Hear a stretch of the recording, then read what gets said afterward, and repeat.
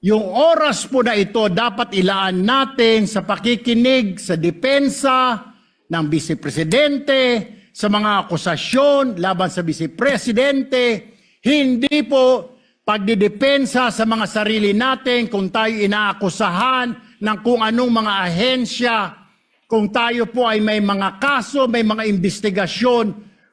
This is not the right forum, Mr. Presiding Officer, Mr. President, Senate President.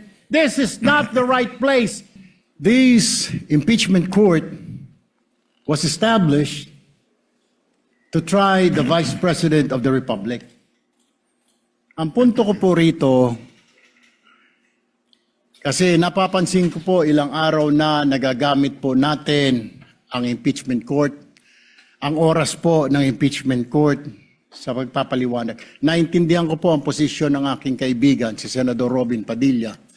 Yung kanya pong frustrations.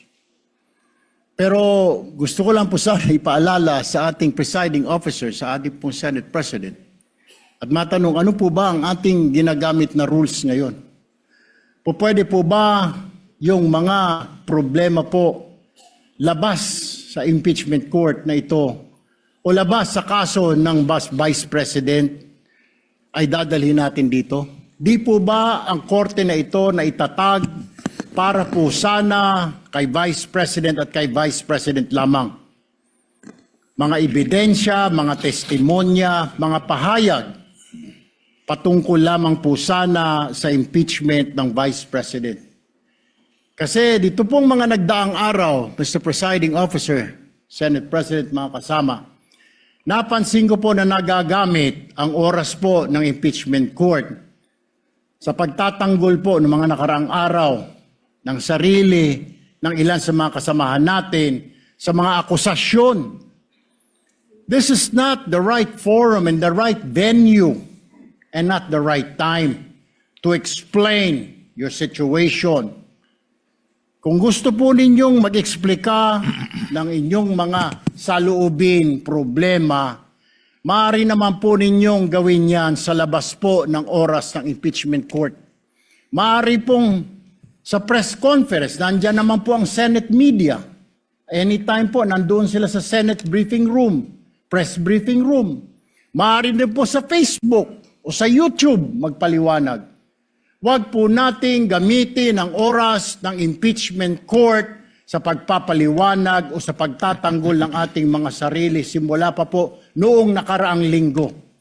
Because the time we waste here to defend ourselves, defend what we believe or what have you, is an injustice to the Vice President. Yung oras po na ito dapat ilaan natin sa pakikinig sa depensa ng Vice Presidente, sa mga akusasyon laban sa Vice Presidente, hindi po pagdidepensa sa mga sarili natin kung tayo inaakusahan ng kung anong mga ahensya, kung tayo po ay may mga kaso, may mga investigasyon. This is not the right forum, Mr. Presiding Officer, Mr. President, Senate President. This is not the right place. This court was established, was created, the impeachment court, for the Vice President and Vice President only. This should be her time. This should be her forum, not our forum here, na ilabas natin ang saloobin natin, mga sagot natin sa mga akusasyon, mga kaso laban sa atin. And this is not also the time, Mr. President, Mr. Presiding Officer, na hanapin yung mga kasama nating nawawala, nakakulong, dapat po doon sa Senado natin, sa sesyon natin, and not here in this court, Mr. Presiding Officer, Mr. Senate President. Kaya pakiusap ko lamang po sana, sa ating mahal na presiding officer and Senate President, let us follow the rules. May rules ho tayo. Kung hindi naman ho patungkol sa Vice President na sasabihin natin, hindi naman po patungkol sa depensa o prosekusyon ng Vice Presidente natin, then wag na ho natin payagan na magsalita pa po dito because nasasayang. Because every minute, every hour that we waste away from the defense or from the prosecution of the case of the Vice President, it is injustice. It is called injustice to the Vice President, to her family, yung anguish, yung kanyang sama ng loob, yung oras na nakabinbin ang kaso na ito. Let us do this impeachment trial as quickly as possible. If we have to clear the Vice President, then let's clear her. If we have to prosecute, then prosecute her with the evidence kung meron.